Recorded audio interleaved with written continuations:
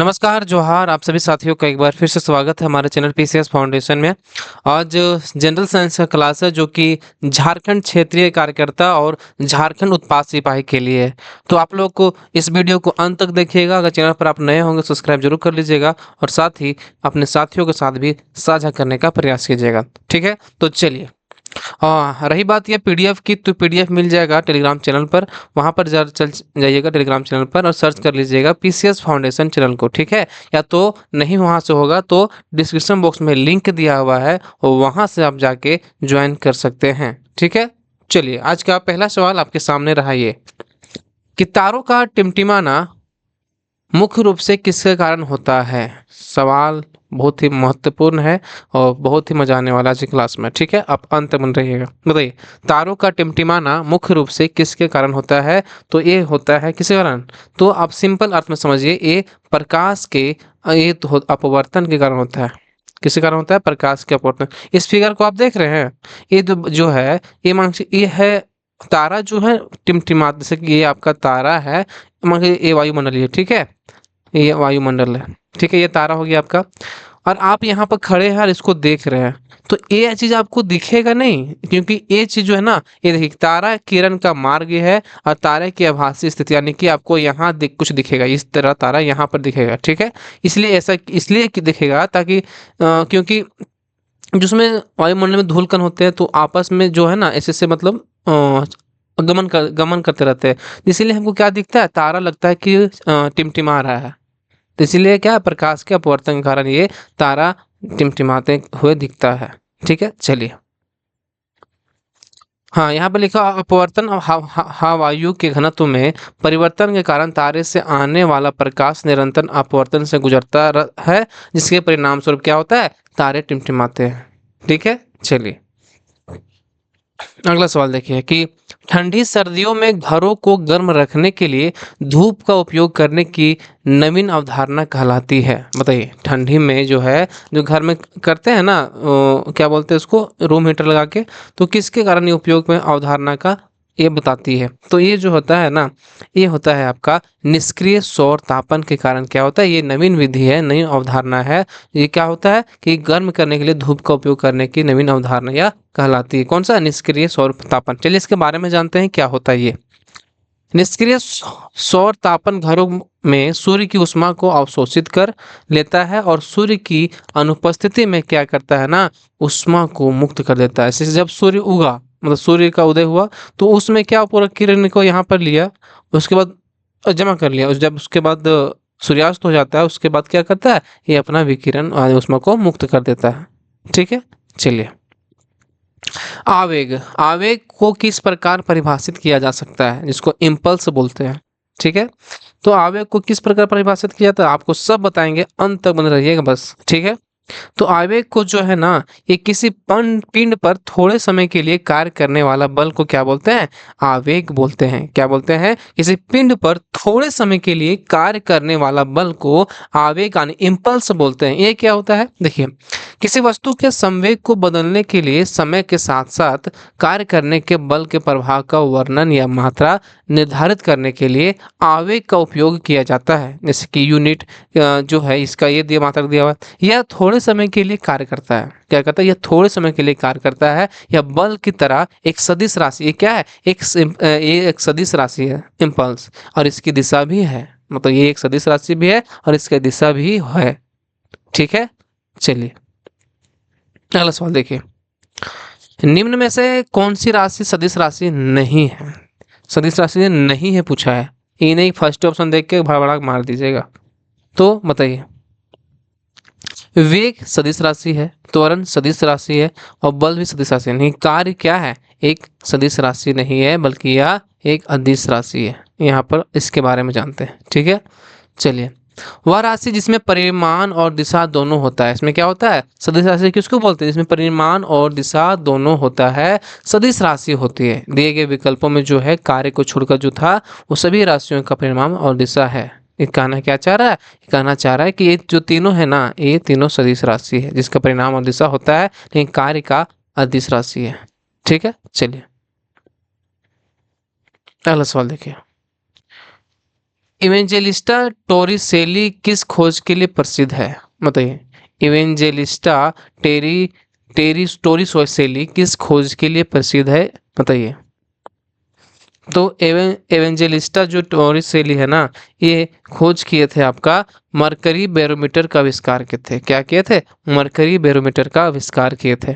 ठीक है। चलिए क्या होता है देखिए यहाँ पे।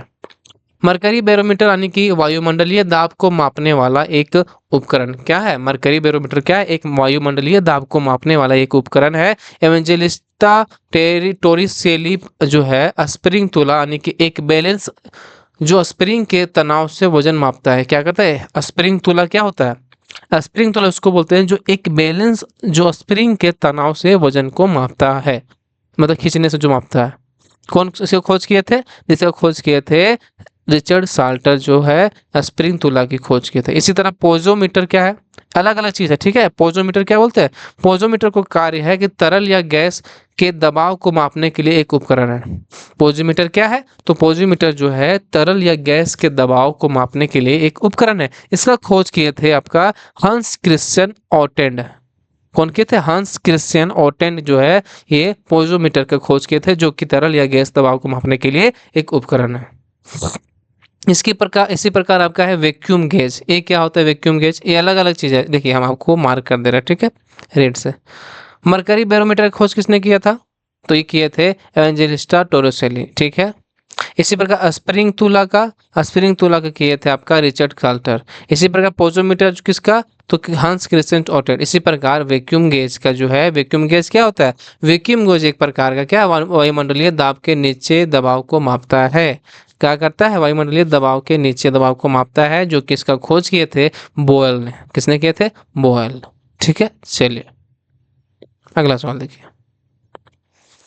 किस पदार्थ की मात्रा को मापने के लिए निम्नलिखित में से एसआई इकाई है? कौन सी इकाई है बताइए। पदार्थ की कैसे बोलते हैं? पदार्थ की मात्रा को मापने के लिए ए। तो पदार्थ की मात्रा को मापने के लिए बहुत ही आसान सवाल है कि ये आपका है मोल। कौन सा है? मोल जो है वो पदार्थ की मात्रा को मापता है। यहाँ पर देखिए मोल किसी पदार्थ की मात्रा को मापने की एसआई इकाई है। केल्विन जो है, केल्विन जो है तापमान की एसआई इकाई है। केल्विन किसका है? केल्विन आपका है तापमान का। और कैंडेला जो है वो ज्योति तीव्रता की एसआई इकाई है। याद रखिएगा एक सवाल से कितना सवाल है। मोल किसके है? पदार्थ की। इसी प्रकार केल्विन तापमान की, कैंडेला ज्योति तीव्रता की। ठीक है। चलिए डाल्टन के परमाणु सिद्धांत के अनुसार परमाणु छोटी पूर्ण संख्याओं के अनुपात से मिलकर बनाते हैं। बताइए। डाल्टन के परमाणु सिद्धांत के अनुसार परमाणु छोटी पूर्ण संख्याओं के अनुपात में मिलकर बनाते हैं। क्या बनाते हैं? तो यह बनाते हैं आपका क्या? बताइए। ये बनाते हैं यौगिक। क्या बनाते हैं? यौगिक। ये क्या होता है देखिए, बताइए क्या बनाते हैं? यौगिक बनाते हैं। देखिए क्या होता है यौगिक। जॉन डाल्टन को आधुनिक परमाणु सिद्धांत का जनक माना जाता है। किसको? जॉन डाल्टन को। डाल्टन का परमाणु सिद्धांत 1803 में परमाणुओं और उनके गुणों के संदर्भ में सभी पदार्थों का वर्णन करने का पहला प्रयास था। क्या था? पहला प्रयास था। ठीक है। चलिए धातुओं का वह गुण जिसके कारण उन्हें खींचकर पतले तार बनाए जा सकते हैं, मतलब क्या बोलते हैं उसको? किसको बोलते हैं कि धातुओं का वह गुण जिसके कारण उन्हें खींचकर पतले तार बनाए जा सकते हैं, उसको बोलते हैं हम लोग तन्यता। क्या बोलते हैं? तन्यता। सोना चांदी को खींच के बनाते हैं पतला छोटा छोटा चीज, उसका बोलते तन्यता जी। ठीक है। चलिए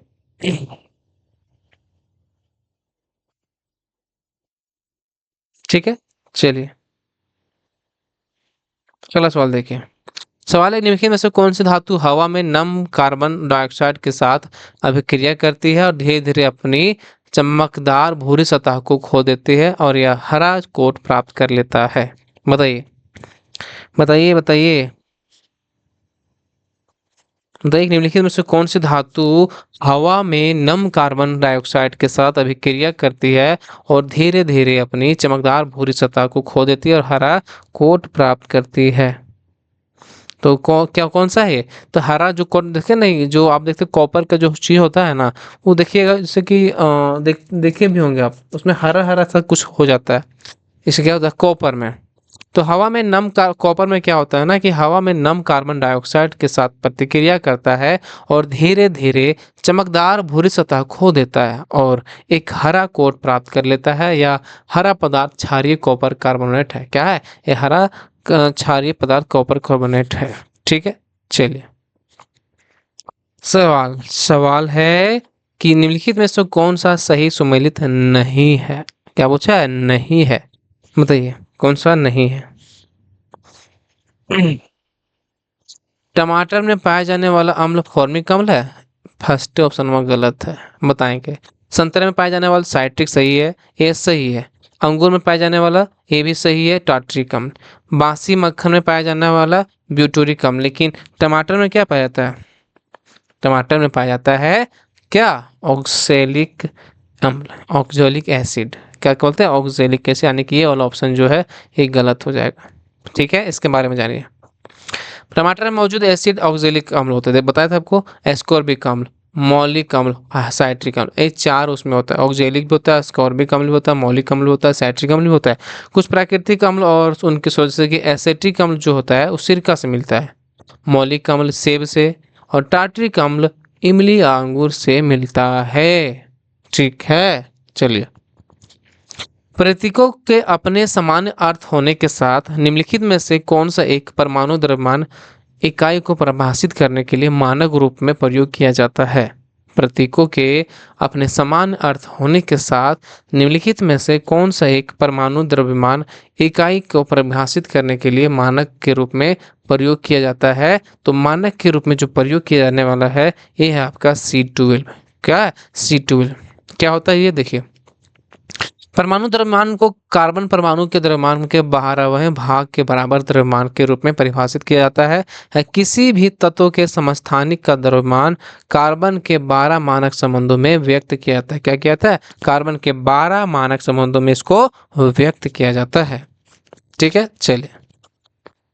परमाणु क्रमांक 31 वाला कौन सा रासायनिक तत्व है? बताइए, याद होगा तो बता दीजिएगा। कोई तो इसमें क्या याद करने वाला है?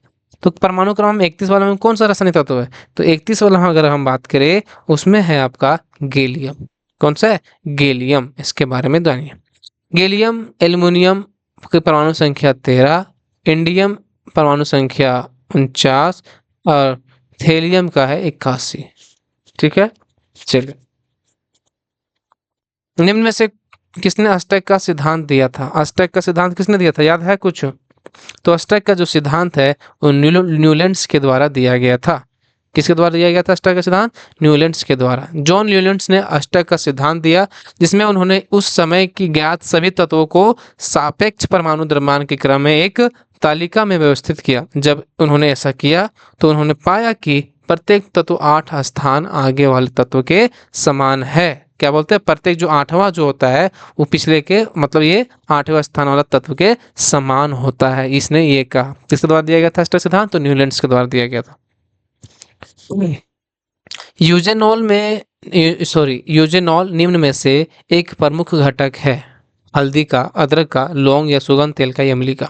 तो यूजेनॉल जिसको बोलते हैं वो लौंग सुगंध तेल का एक प्रमुख घटक है। किसका है? लौंग सुगंध तेल का प्रमुख घटक है। ठीक है, तो यूजेनॉल जिस लौंग का तेल भी कहा जाता है। यूजेनॉल को क्या बोलते हैं? लौंग का तेल भी बोलते हैं। यह एक सुसंगठित तेल है जिसे लौंग से निकाला जाता है, जिसका व्यापक रूप से खाद्य पदार्थों के स्वाद के रूप में और दांत दर्द के इलाज के लिए इसका उपयोग किया जाता है।